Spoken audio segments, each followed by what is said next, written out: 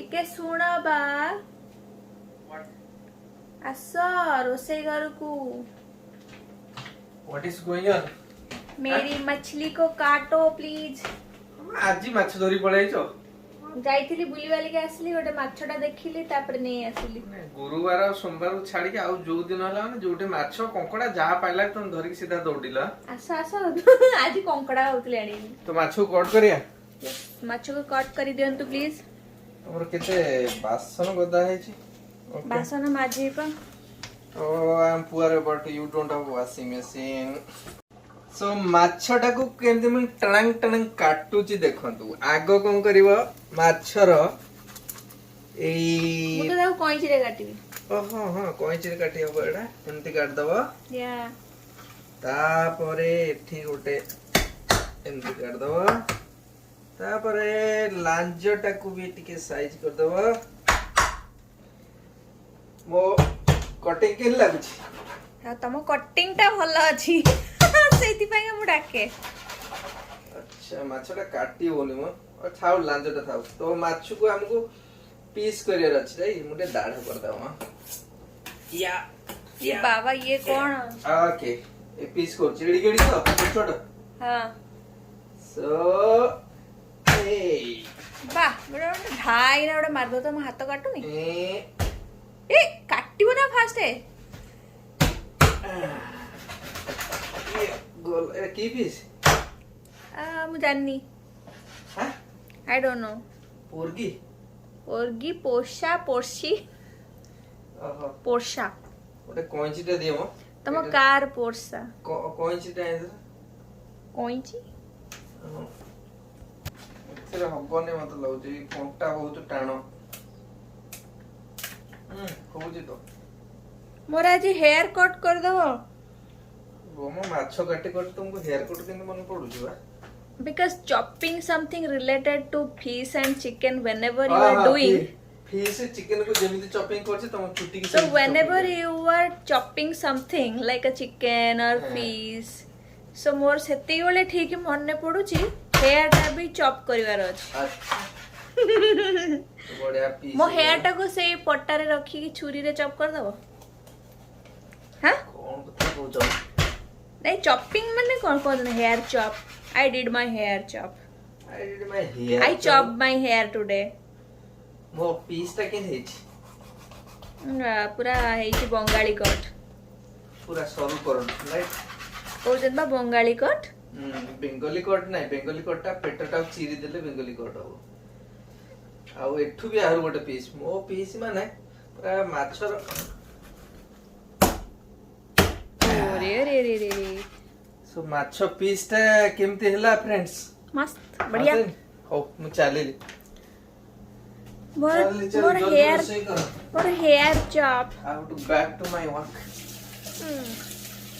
घरे ऑफिस हेले एई माने भल स्त्री मानक मते लागुची माने किछि कोन बोले ए आसिलो टिके कोन आसिलो आले माछ काट दबो ए आसिलो टिके डालीटा पोड़ी जाउची टे छुंकी दबो ए आसिलो टिके एटे कपड़ा उडा सब सफा हेइनी टिके पूरी दबो ता भीतर लॉन्ड्री भीतर आसिला टिके छुआटा कोन पाठ पढलिनी ता टिके देखि दबो आई थिंक समस्ते ए भलिया फील करि पड़थुए मु जाटा कहूची माने घरे ऑफिशियल माने स्त्री लोक मानकर केते बेनिफिट राइट आ सब बेले कंप्लेन करना घरे ऑफिस होची बोले तुम माने सब गजर गजर गजर गजर होच तो हमर मिनू बढ़िया एन्जॉय करचंती घरे ऑफिशियल माने चिकन काट माछ काट एटा कर सेटा कर माने घंटा काम कहतिबो ना 2 मिनिट ता भीतर डिस्ट्रैक्ट हो जाइथिबो but it's good somehow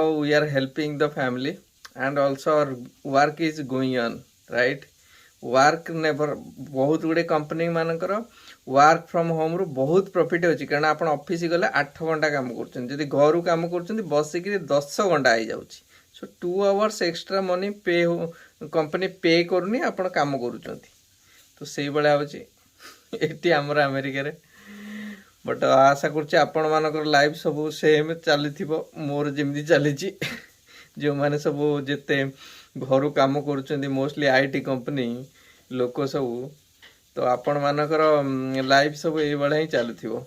ଆମର କିନ୍ତୁ ଗୋଟେ ଜିନିଷ ଏଠି ଭଲ କ'ଣ ହେଲା ନା ଆମର ଛୁଆ ଗୁଡ଼ା ସବୁ ଯାଉଛନ୍ତି ସ୍କୁଲ, ତ ସେଇଟା ଗୋଟେ ଆନାଦର ହେଡେକ୍ ମାନେ ପଳେଇଛି। ଯଦି ଘରେ ସେମାନେ ରହିଲେ ଦିଟା ଛୁଆ ସ୍କୁଲ କଲେ ମୁଁ ଅଫିସ କଲି ଆଉ ସେଠି ସିଆଡ଼େ କିଚେନ୍ ଚାଲିଲା, ତ ଭାବୁଥିବ ଯାହା ଅବସ୍ଥା ହେବ ଘରେ ଖାଲି ଡ୍ୟାନ୍ସ ହେବ।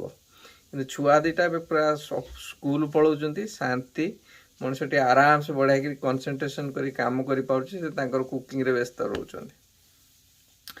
ହଉ ଫ୍ରେଣ୍ଡସ୍, ଆମେ ଲଞ୍ଚ ଟାଇମ୍ ଲଞ୍ଚ କରିବା, ଭୋକ ବି ଲାଗିଲାଣି।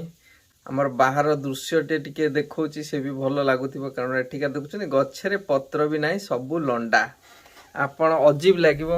ଆପଣ ଯଦି ଗୋଟେ ମାସ ଆଗରୁ ଏଠିକି ଆମେରିକା ଆସିଥାନ୍ତେ ତାହେଲେ ଦେଖିଥାନ୍ତେ ମାନେ କେମିତିଆ ମାନେ ପାଗ। ଏଇଟା ରାସ୍ତାରେ ଦେଖୁଛନ୍ତି କେତେ ପତ୍ର ଆମର ସବୁ ଗଦା ହେଇଛି। ପତ୍ରକୁ କେବେ ମ୍ୟୁନିସିପାଲିଟି ବାଲା ଉଠେଇକି ନେବେ ଜଣା ନାହିଁ, ପଡ଼ିଛି ଲାଷ୍ଟ ମାସେ 1.5 ମାସ ହେଲା ଗଦେଇକିରି ଉଡ଼େଇକିରି ଗୋଟେ ଜାଗାରେ ରଖିଛନ୍ତି ପତ୍ରକୁ। ବହୁତ ଭୋକ ଲାଗିଲାଣି, ମୁଁ ସିଧା ଯାଏ ଦେଖେ କ'ଣ ଖାଇବା ସବୁ ବନେଇଛନ୍ତି। ବାସୁଛି ପୁରା, ମାଛ କାଟିକିରି ଆସିଥିଲି, ଭୋକ ଲାଗିଲାଣି। ମୁଁ ସିଧା ଯାଏ କିଚେନରେ କ'ଣ ଚାଲିଛି ଦେଖିବା।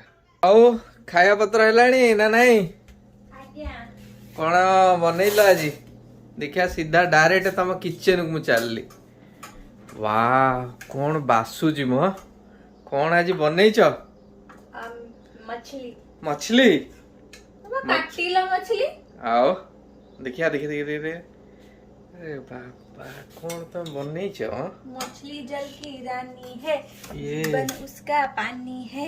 बढ़िया बनईच।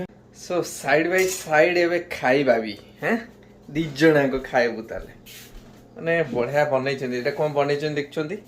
एटा कोन के मिनू चिंगुड़ी वाला देखा होजी। एटा बनाना। ओहो बनाना। एटा कोन माछो भजा? वाह बढ़िया बनिजी म। माछो माछो सीधा टपकी जीवा जाइकरी खाइबा जगह रे कोन सबु अछि देखि दवा। बस माछटा बनिची, भात अछि खाया को मत बारे भूख लागलानी। 2020 रे मोर वीडियो देखिथिबे, मु पूरा गोटे गेंडा भाया देखा जाउथली। मु से वीडियोटा मु एबे देखुतली, एई ठीक डिसेंबर मासर वीडियो देखुतली।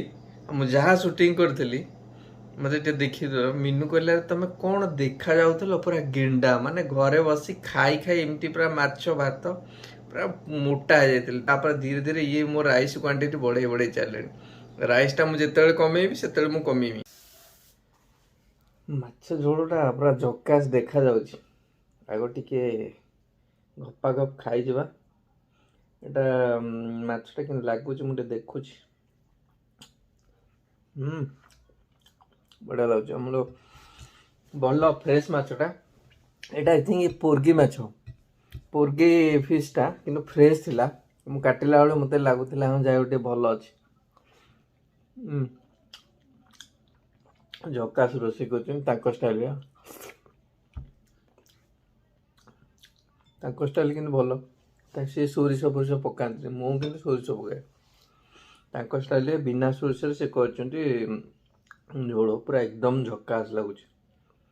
बढ़िया लगुच। फ्रेंड्स जो मैंने यूएसए रोचंती, इंडिया तो पोर्गी फिश मिलेनी ना, यूएस कनाडा रे जो मैंने रोचंती मो वीडियो देखुचंती ए पोर्गी फिश टा को ट्राई करंतु। आ जेतल देखिबे गालीटा टिके फ्रेश थिबो आनिबे।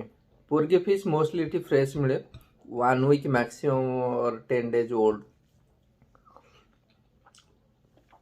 हाउ रोज फ्रेंड्स देखा हबो आफ्टर सम टाइम।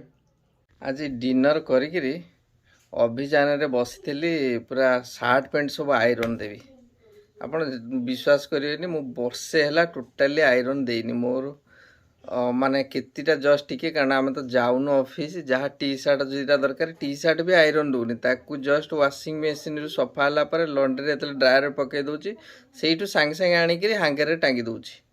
आज देइची बहुत दिन पर आयरन, बसी बसी एतिकी क्लोथ्स को आयरन देइची। मते आज लागिची कम से कम घंटे 1.5 घंटा। अभ्यास ना आयरन देवार। आगुरु मिनू मते हेल्प करथिले आयरन, से आजिकली करूना मोर। तो मो निज जिनस मते निजे ही करिया पड़ुची।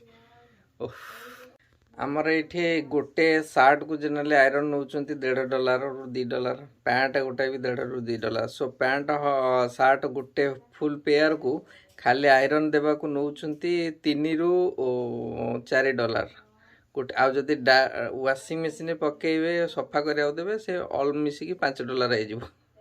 ଗୋଟେ ପେୟାରକୁ $4 ହେଲା ମାନେ ଯଦି ସବୁଦିନ ଗୋଟେ ଗୋଟେ ପେୟାର ପିନ୍ଧିବ ସାର୍ଟ ତ ସପ୍ତାହକୁ $30 ଖାଲି ଆଇରନ୍ କଷ୍ଟ ପଳେଇବ।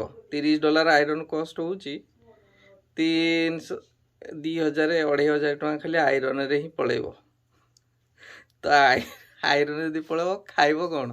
ତ ଏଠି ସବୁ ଜିନିଷ ନିଜେ କରାଯାଏ। ଏଠି ମୋଷ୍ଟଲି ବହୁତ କମ୍ ଲୋକ ଯେଉଁମାନେ କି ଜେନେରାଲି ଆଇରନ୍ କରିବା ପାଇଁ ଦିଅନ୍ତି, ମାନେ ମୋଷ୍ଟଲି ଏଠି ଲୋକ ଆଇରନ୍ କରିବାକୁ ଦିଅନ୍ତି ଯାହାର ଅଫିସ୍ ଯେଉଁମାନେ ସୁଟ୍ ପିନ୍ଧିକି ଯାଆନ୍ତି, ସୁଟ୍ ଫୁଟ୍ ହେଲେ ତା ଆଇରନ୍ ନର୍ମାଲ୍ ଏମିତି କେହି ଲୋକ ଏଠି ଦିଅନ୍ତିନି। ଯେଉଁମାନେ ଅତି ଲାଇକ୍ ମିଲିୟନାର ଯେଉଁମାନଙ୍କର ଗୁଡ଼ାଏ ପଇସା ଆସୁଛି ପର୍ ମନ୍ଥ ସେଇମାନେ ହିଁ ସ୍ପେଣ୍ଡ କରିପାରିବେ ଜିନିଷ ଏଠି। ତ ଏଠି ଗୋଟେ ଜିନିଷ ଲାଇଫଷ୍ଟାଇଲରୁ ଗୋଟେ ଜିନିଷ ଶିଖିବାକୁ ମିଳିଲା ଲାଇଫରେ, ନିଜ ଜିନିଷ ନିଜେ କର ନହେଲେ ଫସ। ସେଇଟା ଏଠିକାର ଜିନିଷ। ନିଜ ଜିନିଷ ନିଜେ କର, ନିଜର ହେଲ୍ଥ ନିଜେ ଟେକ୍ କେୟାର କର, ଯାହା କାହା ଉପରେ ଡିପେଣ୍ଡେଣ୍ଟ ନାହିଁ। ସେଇଥିପାଇଁ ଏଠି ଛୁଆମାନେ ଜନ୍ମ ହେଲାଠୁ ବି ଇଣ୍ଡିପେଣ୍ଡେଣ୍ଟ, ମାନେ ଗୋଟେ ବର୍ଷ ହେଇଥିବ କି ନାହିଁ ତାଙ୍କୁ ଖୋଇବାକୁ ହାତରେ ଦେବେନି, ନିଜେ ଖାଇଲେ ଖା ନ ଖାଇଲେ ନାହିଁ ନହେଲେ ବସ୍ତା। ତ ଏଠି ଏଇ ଜିନିଷଟା ଶିଖିବାକୁ ମିଳୁଛି, ମାନେ ସବୁ ଜିନିଷ ନିଜେ କରିବାକୁ, କାହା ଉପରେ ଆଉ ଡିପେଣ୍ଡେଣ୍ଟ ନାହିଁ। ତ ଜାଣିଲେ କିଛି ଗୋଟେ ଇନଫର୍ମେସନ୍ ଏଠି ଆମେରିକାର ଆଇରନ୍ କଷ୍ଟଟା କେତେ। ହଉ ଫ୍ରେଣ୍ଡସ୍, ଦେଖେ ମୁଁ ସେପଟେ ଛୁଆମାନେ କ'ଣ କରୁଛନ୍ତି। ନିଦ ଲାଗିଲାଣି, ଶୋଇବି, 11:30 ହେଲାଣି। ଏନି ମାମା ମୋ ଆଖି ବିନ୍ଧିଲାଣି, ମୁଁ ଡିନର କରିସାରିଲିଣି। ଶୋଇବୁ ନା ନାଇଁ? ପାଠ ପଢୁଛୁ ନା କ'ଣ କରୁଛୁ? ପାଠ ପଢୁଛି, ତାକୁ ଡିଷ୍ଟର୍ବ କରନା ବା। ଆଏ ସେତିକି ପଢ ମୋ ପାଠ। I'm not ପାଠ ପଢିଂ ଆଇ ଏମ୍ ନଟ୍ ପଢିଂ। ଜେନି ଆମର ଯେମିତି କହୁଛି I'm not studying. ତାକୁ ଇଂଲିଶରେ କହିଲେ ସେ Studying. Oh I am not studying. ଆଚ୍ଛା, କ'ଣ ଗୋଟେ କରୁଛୁ? I'm writing a script. ଆଉ ମିନୁ କ'ଣ କରୁଛନ୍ତି? ମିନୁ ମ୍ୟାଡାମ ଶୋଇବେନି? ମୁଁ ଗାଇଡ୍ କରୁଛି ମୋ ଛୁଆକୁ ପାଠ ପଢାରେ।